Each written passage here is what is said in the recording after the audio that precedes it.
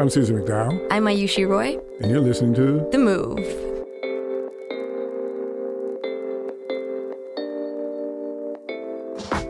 I get to start out every week saying, hi, Ayushi. Are you getting tired of it yet, Ceasar? I'm not getting tired of it, but you know what?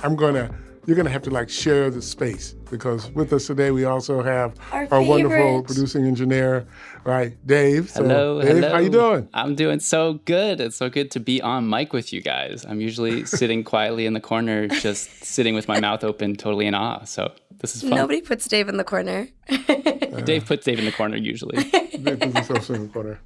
So this has been a ride for us. What a season. Yeah, our first season out the box, it's been incredible. Mm-hmm. Lots of really fascinating people. Amazing people. It really is amazing. And I think if there's one regret I have is that we couldn't have them all in the room at the same time. Because I just think that'd be pretty amazing. Mm-hmm. We gotta throw a gala or something. Be the ultimate panel right there. The ultimate panel. And you know what else, which is really interesting? So I have our website up right now, kind of looking at it, and I'm looking at all the index cards. It's a good looking crew. That's not why we picked them. I promise not why we picked them. Boy, I'm glad they don't have my photo up there. I would have messed up everything. Oh, stop it. But it's great. It's great. Yeah, so how you doing, Ayushi? I'm very well. I'm very excited about this. Well, I'm excited, but I'm also, wow, it's an ending in some sense, or a transition. A transition. Shouldn't say anything. Transition. Yeah.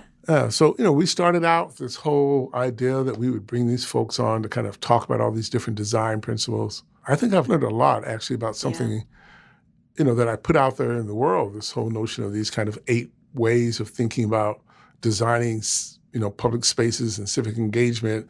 Yeah, how does it feel to have, put this information out in the world and all of a sudden receive this amazing group of people that are working on these things and hearing from them? How does that feel for you? Well, a lot of it is just so affirming. And then the other part of it is, it's not until you really put stuff out and see people who are working with it on the ground to see how they reflect that back. And you realize there's just so many nuances. Yeah. So much nuance to this work. And so I may have, this concept of design for the margins, right, which was our first show, and really kind of thinking about how important it is when we're creating these public spaces to, first think about people at the margins and make it work for them. And then, and then Sasha just comes in and starts talking about, but you got to design for justice. Right. Right? It's if you're designing for the margins, then you got to put justice at the front end of it. Right. And, I hadn't thought about it that way. So that piece, and I think the other part for me is just realizing I've been kind of holding these 8 categories, knowing that they all kind of work together. But what you got, I think, from everybody we talked to is just no one's working on one of these things. They're working on all of them, 3 or 4 of them, different combinations of them, trying to make things work. Yeah. No, I think some of my takeaways were definitely about the collective nature of these design values. I mean, I think it's really helpful to think about them as being separate, just for the sake of understanding that there are all these almost 8 aspects to each concern that we tackle. But once you begin diving into the way that each design values are approached or worked against, you begin to realize how much of it is not only collective in nature, but actually depends on this sort of human undercurrent. I think that's one thing that really struck me across the episodes was the very intentional, almost relationship building and trust building aspect of each of these values that is necessary to be able to tackle what's at the margins, what healing means, what systemic change means, et cetera, et cetera. And I think that was just very eye-opening for me as someone coming in with, not being the author of all these design values, but more sort of the student perspective, the student voice. It was really eye-opening for me. Totally. I kind of saw myself as the double student here because I'm sitting here listening to the 2 planning. In my eyes, you guys are the planning experts, and it goes so much deeper than planning. And I love what you just said, Ayushi, about how it comes back to human relationships and that human aspect. And I keep coming back to Dejan's episode and how, what kept getting in the way for him, and his way of getting around that was just being present with people. I mean, that just rang so true for me. And it made me rejigger my entire perspective on what this season was about. It's about human relationships, and how do you bring in that aspect of justice? You build that, right? You build those human relationships. Yeah, I mean, one thing that I will never forget from talking to Dejan was his story about how he sat in that bookstore for 6 hours. Exactly. Do you guys remember that? 6 hours of no conversation, of no interaction with the bookstore owner, who was this, sort of head honcho community leader. He just literally sat there, watched her deal with her customers and build these relationships. And I actually pulled out this quote because I was so excited after hearing him. He says this thing: we need to learn how to be a different type of family and how to open our minds about where we stand and what we think we know, and be open to learning everything new. I think that's so beautiful. A different type of family, a different type of learning. And I think just the presence, like you pointed out, Dave, was the biggest first step in building these new kinds of families and relationships and learnings. Yeah, this notion of presence and being present for people cut across all of these, And maybe that is the overall design principle. Design for presence. Design for presence. Yeah, I like that. You got to be there with people. And that's what people are, I guess what we're trying to do in all this is really kind of highlight the things we have to disrupt. And we disrupt them by intentionally designing for something else that actually, increases the possibility of us being able to be present for the other. And in some sense, I think that's what all this does, right? Yeah. It's really if we pay attention to these. And, some of you may just be joining us for the first time. We're talking as if you've been with us for the whole ride. And if you are just with us for the first time, we really appreciate it. But maybe I should just give a little recap. We keep talking about these principles, and people may not know what we're talking about. Yeah, let's run through them. Yeah, so the whole idea that we've been grounded on in this show is that realizing how just kind of complex our societies are now, and how we actually really need to design and build kind of new infrastructures for our society, civic infrastructures and processes. But in order to do that in a way that really moves us forward and moves us to being ever more collective and connected together, we actually have to think of it as a purposeful design. So what we've been working on is these set of 8 design principles that we think people should work with and apply as they're designing public engagement processes, as they're designing town halls, whatever they're doing, so that they're able to help us stitch together a new kind of civic infrastructure. The idea is that what we have now is broken, and we actually have to then design something new. We're not going to do it as a master design. We're going to do it because people are going to be experimenting in big and small ways. But if they adhere to a set of principles, it might help us get through a better system. So there are these 8 principles that we explored on this show. We had a guest around each one. The first one was design for the margins. Then there was design for healing. Analog versus digital. Right, design for collaboration, for network-based solutions, designing for equity, and designing for multiple forms of expression. Those are all part of what we need to pay attention to as we're designing and creating new public engagement opportunities. And so we brought people who are doing this work from really different perspectives to kind of talk about their work and then to see how their work connects with those principles. So we weren't bringing people in because they do design for the margins. We brought them in because they were doing really powerful work of really creating spaces for people to be present. And we would listen to them, and then they would engage with us about how what they were doing connects with what we're doing. Yeah, and I think, something you brought up, Ceasar, a lot of people don't see that the work that they're doing is designing for the margins or designing for healing, et cetera. Because I think the nature of design looks or redesigning or rethinking community structures or participatory mechanisms is so different across industries and sectors and job descriptions. And I think a really powerful part of the experience of even naming this work is showing our listeners, showing each other almost, that there is such a range of people that take on these kinds of issues every single day that don't have a fancy title like civic designer.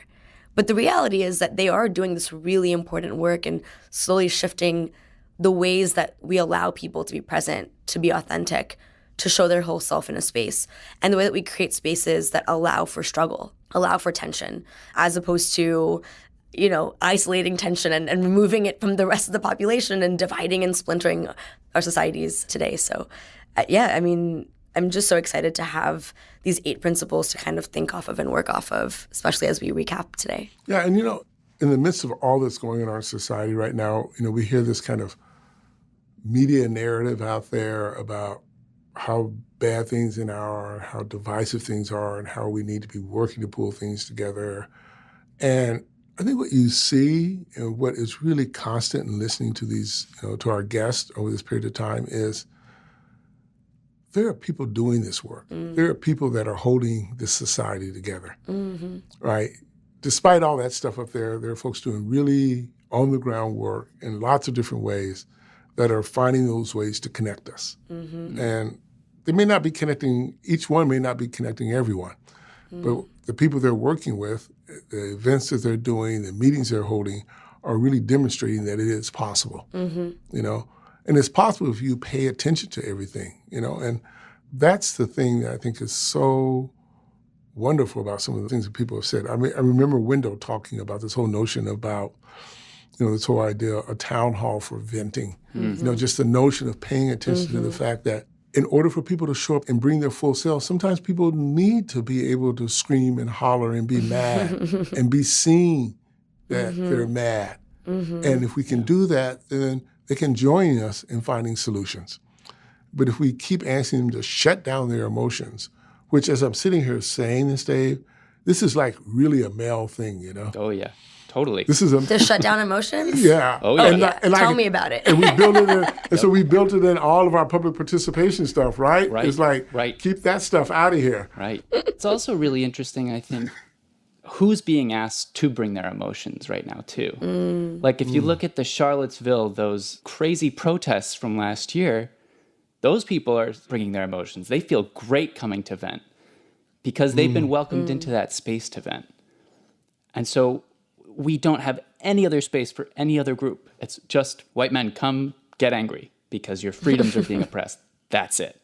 That's it's interesting you say that. And this actually connects a lot to what Kenny says, right? Because Kenny talked about this notion of, these whole things of the circ, that we're in the social emergency. We need to create these spaces that allow us to bring all of who we are together, and actually create and design these, what do you call them? Social emergency response centers. Yes. Things that can pop up in neighborhoods that can contain the emotions and the rawness that people are feeling, and at the same time, feed them and provide spaces for them to heal their body and learn new things, and that you can do all of that together and with people of all different types in the same space. So I think it's not so much about, well, do people feel free to say what they want to say and vent? It's like, do we have a way of opening up that space in a way that people can say and emote what they're feeling and be heard and then move forward? And it's not to emote to shut down other people, but emote to express. And that's kind of like the difference between what happened with all that stuff in Charlottesville. That was emoting to shut down, as opposed to emoting to say, this is how I'm feeling, I'm going to own it, it's me, I have it. There may be others who feel differently. But I don't think, and that's so beautifully put. It's interesting because, to your point, emoting is a form of construction. I think emoting, you can emote to construct and to be constructive. Yes. But unfortunately, I can say only with my woman hat on that I often don't get that feedback, right? My emotions are often seen as frivolous or peripheral or besides the point or a deviation from the point rather than constructing or validating the point. And I wonder, kind of thinking about Wendell's idea of a town hall for healing and thinking about Kenny's idea of this like social emergency response centers and how we would deal with this community that's facing a state of social emergency, a state of splintered social infrastructure. What does it look like to construct out of emotion? I mean, what does it look like to tell someone, and this is hitting close to home for me, but what does it look like to tell someone you're not being dramatic, you're not being over emotional, quote unquote, whatever that means. What you're saying is a reflection of all that you've seen and all that you've had to process. And thank you for taking the courage to express these things. Mm-hmm. Let's move forward together in a way that doesn't allow either of us to have to constantly negotiate this internal turmoil. Yeah. And I think about the sort of almost day-to-day practice of that, what that might look like, what it might feel like. Yeah, it's so hard, because in some sense, we are trying to construct a set of behaviors and rules and instances and places for a society that's out of community, that's out of relationship. Wow. And we're trying to figure out how do we do that, right? Yeah. Sometimes we're even out of family, right. And we've had thousands and thousands and thousands of years to know how to do it in community and family. But we haven't had that many years to figure out how to do it disconnected. Yeah. And how to reconnect. Yeah. And it's something we're learning how to do. Yeah. And I feel like these design values are actually, in some way, an unlearning of a lot of the ways we've been taught, right, myself included, to love within our spheres of care. Mm. Yeah. But once you step outside, like you said, out of community, and you're all of a sudden flush against, shoulder to shoulder with people that are from a completely different background and mindset, how do you still not only allow and invite them to be authentic, but keep authentic yourself? Yeah. And honor the space together? And I feel like a lot of these design values are getting to the root of that. That's a real challenge, though. But I think that's exactly the challenge we're facing in this country for real. And I think it's true in other places in the world, too. But I think it's overly dramatic and real here in urban areas, for sure. It's so funny, though, when we talk about the emotions thing, and it's, I was thinking about Sabrina, right? Yes. Because Sabrina talks about this notion of delight. Yes. How do we actually create spaces of delight and let people connect to that emotional part of who they are, right? Mm-hmm. Yep. And I just love this notion of thinking about planning and the engagement with the city and the tough things that are out there, but doing it from a space of delight. It's almost like, what? What? Right. That the word that you really meant to Those things use? don't work together, right? But they're making it work together. I mean, that's one of the things that's really powerful about her episode, because she talks about how they're making that actually work. I love that. So much of, I feel like, the dialogue around planning and these kinds of topics that we're so often talking about is just about how can we make it functional? How can we make it just functional, period? That's our highest goal. Right. And when she brought in that concept of delight, it was like, oh, this is real. Like, there's a foundation here for something actually really hopeful and beautiful and positive beyond just function, Right. Like, oh, we're not trying to just get like a bare pass. Like, we're trying to aim for the A here. Right. Like, oh, wow, I didn't realize you were that kind of student ever. Right. We've been trying to like scrape along the bottom of the barrel. Yeah. Yeah, no, I think the way that she thinks about bringing delight as allowing there to be different types of ways of engagement, different types of listening, different types of communication is really cool. Because I don't know, when I think of, what it means to bring delight as a government agency, if I were in her shoes, without having met her, I would have thought it looks kind of like, maybe being more friendly, like look, wearing less suits. I don't know. I feel like it would be more like humanizing the agency. And I think that they did achieve that humanization, so to speak, but they did it in such a different way by, bringing housing structures and creating them inside the community to help people feel what it might look like to have this new development, right? They engaged and listened in so many different ways, which is just such a powerful concept that as a better listener, you can actually bring delight to the people around you. Oh, yeah. Oh, yeah? Oh, yeah. Yeah, I can tell you really like that one. I'm so curious, Dave. What did you think you were getting into? Like when you, before these episodes started and then after they kept kind of rolling out? Yeah, I mean, I feel like I started off, when we were having our meetings before we kind of began this show, I think our first one, we talked about how do we build a better democracy? And I was like, I walked out of that meeting just flying high. I was like, this is it. This is how we fix everything. And as we started going through it, it was like, oh, we need to start way back. Before we start fixing what we have, we need to start retraining our minds, right? At least I did. And when we kind of progressed onward, for me, it was like, so this work starts with me. 100%. This work starts with my internal view of how I enter into spaces, how other people are entering into spaces, and what I need to do to actually bring the best out of myself and others at the same time. And so I think every single guest had done that work. Every single guest that we had in is like, not only they're in the process of still doing that work for themselves, but they're showing other people how to do it in such different and really profound ways. And I love just the diversity of thought and the diversity of areas where people are working on this. So for me, it was like, I started off flying high, we're going to fix everything. And now it's like, oh, I have this really deep, really grounded foundation for hope, right? Like that's what these principles have come to mean to me, is like, this is my foundation for hope, that we can improve these systems that are so utterly broken and frustratingly so. There's hope there, you know?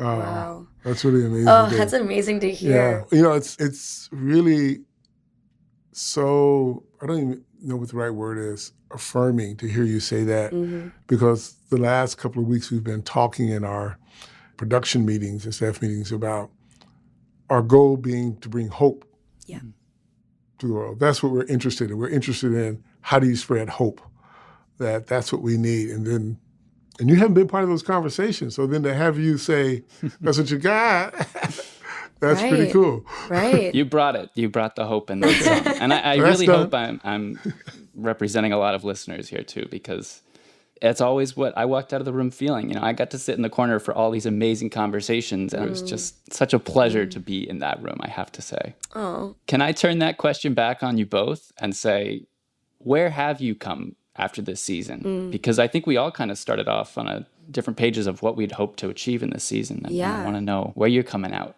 Yeah.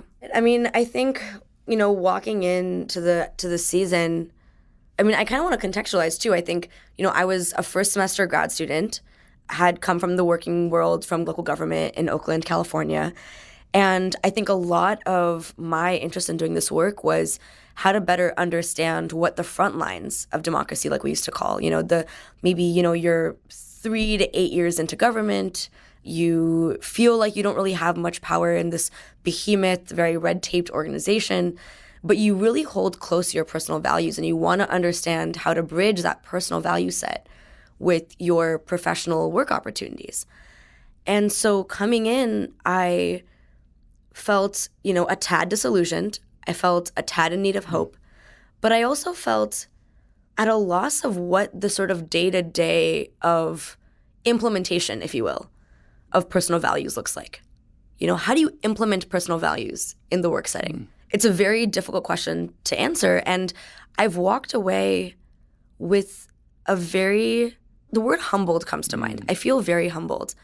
I feel very humbled because I think that what I've taken away from this season, from all these hours of recording and editing and talking to, you know, our team that's amazing, and talking to obviously Ceasar, you and Dave, is just that it's actually so much simpler than we make it out to be. It's so much easier than we think. You know, I think I'm someone to hatch grand plans and vision boards and God knows what other kinds of design thinking nonsense. And I actually think I've been humbled that the work I can do is really just sometimes as simple as making sure that everyone in the meeting feels at ease. Can everyone see each other? How is everyone feeling right now? Is this the best language for us to communicate in? Is the temperature okay? Should we move to a different location where there's more sunlight? I mean, it's honestly the simplest things to make people feel heard, feel comfortable, and as a result, create a space where people don't walk around with their sort of fists up to their face, like in defense, you know, like with boxing gloves on. The arms sort of lower and real conversations can begin to happen. And that starting point for me, which I really do feel like is a starting point at the end of all these amazing hours of interviews, has just been really incredibly powerful. Wow. I'm going to take a deep breath and kind of like meditate for a moment on this question because there's a lot swirling around, and I'm also realizing, truth be told, I'm feeling a little weird as subject. It's comfortable to sit here and talk with other people about what they're doing, but wow, to sit here and turn that mic on myself, I'll have it turned on me. It's a little bit We're different. gonna have to do this more often. No, please don't. Spare me, spare the world. But I guess for me, we stumbled onto this idea of doing this podcast. It was actually not what we set out to do. And I'm really glad that we did, because by saying we're going to do this, it really was, as you opened up, Ayushi, saying, it was a way for us to ground these ideas, to really see what happens when you put them out there. And then not just put them out there and say, oh, so-and-so kind of liked it and stuff, but to be in deep conversation with people about it and have them bring what they know works and what they struggle with, in relationship to those things. And so for me, these principles and this, were a starting point for something much bigger, right? Really just opening up a set of conversations and relationships. So I think I came into it with a lot of uncertainty. I was really excited about some of the, all of the people who were going to be able to talk. I mean, what it's like to say, hey, would you like to come on our podcast series?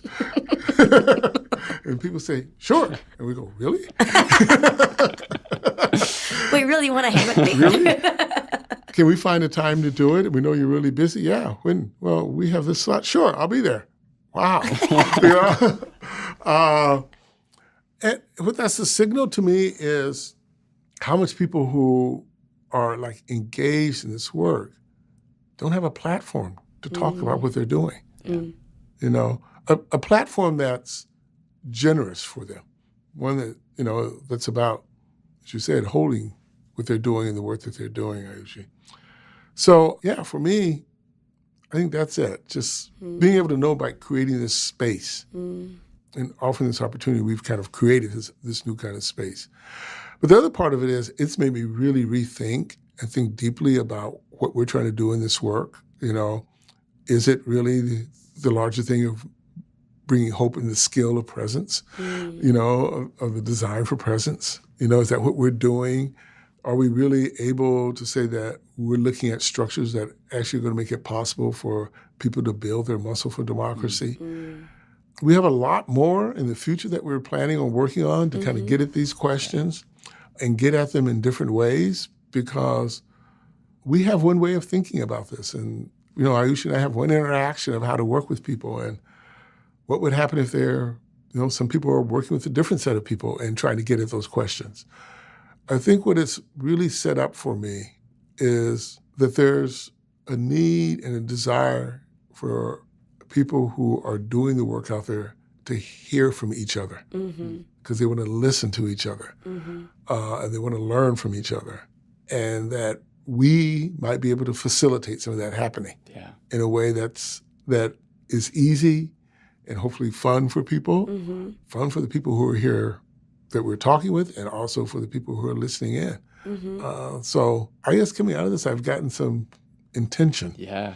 That's, that this is not just, we're doing a podcast series, but no, we're actually, I think we have the possibility of opening up some new space. Creating spaces for others to be present. Yeah. Yeah. Exactly. It's about amplifying all of this amazing work that people are already taking on.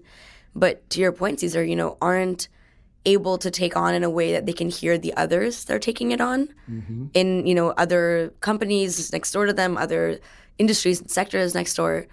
And, what does it look like to all of a sudden have this sort of learning hub, this community of people that are able to discuss the way that they've been able to bring this unlearning, this presence, this, designing for all kinds of equity and margins and healing in their own work, sharing it with those around them. Yeah. So we can create a culture. That's the, I think, ultimate goal, right? Is to create this culture of, like authenticity and presence and other ways of welcoming others. Yeah. And really just checking in and challenging each other in some ways too. I love, when Tao was here, we were talking with him, and we talked about the origins of our work and our name, the move, and how we were going to, this is going to be the Civic Design Network. And he just went off on us about the word network. And, and the problems with that. And so, here's a guy from South Africa who's in a totally different context, thinking about these issues. And, words that we easily sit with. And he basically interrogated that word for us and what it means and what it doesn't mean and how we need to think about these connections between human beings in a very different way. And so we scrapped the word network. But it was interesting because that wasn't until Curtis came back on. And then Curtis, brought the word back. And I think what you realize is Curtis has a very specific way of thinking about network. He doesn't just use the word. He's using it as a way to talk about the efforts of people to come together across really different viewpoints and different positions around an issue, like food systems he's working in, right? And to do the work of understanding each other, to do the work of clarifying some set of values, and then supporting each other to act in the way they need to act to make that real. So that's a very specific notion of what he means by network. But what Tal was reacting to was not that specific notion, but about this idea of how we think networks themselves will solve something without dealing with some underlying structures and things that are in place. Exactly. I think that's the key for me, is that underlying nature of it, right? Like, I don't think it's often that we take a word like network, for example, and begin to deconstruct and kind of peel away onion layers and figure out, but what's the first order question here? What's the underlying root of this? And, in the case of networks for Curtis, it was this sort of root structure. It was this permaculture. It was sustainable agriculture. It was relating human networks to other kinds of biological flora and fauna networks that help contextualize the ways in which human communities, like plant communities, base themselves in specific ways that need to be respected and amplified, right? And watered and given sunlight, et cetera, and can't be just uprooted, whether it be via urban renewal or whether it be other kinds of interactions and interventions. And I think this sort of like underlying question, I actually remember distinctly in Danielle's work as well. Danielle had this amazing conversation about working in equity, racial planning for the SF Urban Planning Commission. And she brought up this really interesting example of a coworker's conversation about why she doesn't bike to work. Right? And I thought it was so fascinating because it's really easy to jump to quick responses like, whether it be race or gender or safety or whatnot, right? Medical, et cetera. And instead, Danielle decided to take a step back, sit down with her coworker, and actually talk about ways that people express themselves. Right? And that was so powerful to me. Because it's, not just throwing out simple words, whether it be race or equity or network or whatever, but actually digging into the sort of first order nature of what these issues and concerns that we've simplified linguistically really mean. Yeah, and that example is a great one too, because it also illustrated how sometimes even people who are working on these issues to try to improve the society and they're working on a set of core values kind of latch onto particular ideas without really thinking about what blocks they put in for other people, why other people may not be responding, and then start to make judgments about those other people, right? Because, you have a sense that like, well, biking is good for the environment. Less cars are good. Oh, you're not biking. Does that mean you don't care? About the environment? The environment. But that's not the equation. The equation is biking works under certain circumstances for certain people, under certain conditions at certain times, and not all. And then if you're not that, what do you have? What do you do? What are the ways in which you're acting? And I was in this meeting the other day, and I actually said this to people, is that there's a way I wish we could bring a sense of grace back to our public life. Wow. That we could just relax with each other a little bit and not take everything so serious. That we could just step back, as Danielle did in that conversation, and then open up in another way Yeah. to people and open them up in another way. But that takes time and it takes commitment to do that. But that sense of being able to let me show you how what you've done or what you've said or what you're proposing, what it means to me. I'm not saying it's wrong. Right. I'm not saying it's right. I just want you to understand it from here. Yeah. Yeah, you know, the question that comes to mind is like, how do you get to know what you don't know? Right? The ultimate question. It's effectively, it sometimes to me feels like the impossible burden, right? I'm not going to know who I'm hurting until it might be too late. Right. And it's hard to sit with that sort of ugly reality of each of our behavior, of my own behavior. But at the same time, there is a sense of, well, if we've come to accept that, if we recognize that, then there are ways that we can open the door for each other. Yes. Right? And I find from these conversations that digging into these sort of underlying roots of commonly thrown out words like gentrification or whatnot, equity, diving into the roots of them really helps solve half that problem. Because it opens the door in a way where people are more willing to listen. Yes. And more willing to respond and have a healthy conversation as opposed to kind of throw up their guard. Yeah. Really, really true, really true. Like for those of you who are just joining us, I hope you have some opportunity over the next month or so as we're preparing the next season to go back and listen to the other shows. I think you'll find them really exciting and heartwarming. They're really profound and really good stuff. And we would just love to get your feedback anytime. Yes. Send us your thoughts. Send us your thoughts. Concerns, your feedback, your love. You can jump on our website at themove.mit.edu. You can send us a tweet at The Move MIT. and Dave, I just want to say thank you so much for guiding us through this. Thank you guys both for being my favorite co-hosts. I mean, I'm sorry if any of my other clients are listening. We won't tell them. And Ayushi, thank you so much for this show. It's been great. Ceasar. Jumping into this as an experiment together, It really has been amazing. Co-host. Thank you for finding me out of the blue and trusting me with being your co-host. It's been amazing, an amazing experience. Yeah, this has been great. Well, I'm Ceasar McDowell and signing off for this season of The Move. It's been a pleasure to speak with you all. Please keep following us at The Move MIT on all of our various channels. I'm Ayushi Roy. Thanks for listening.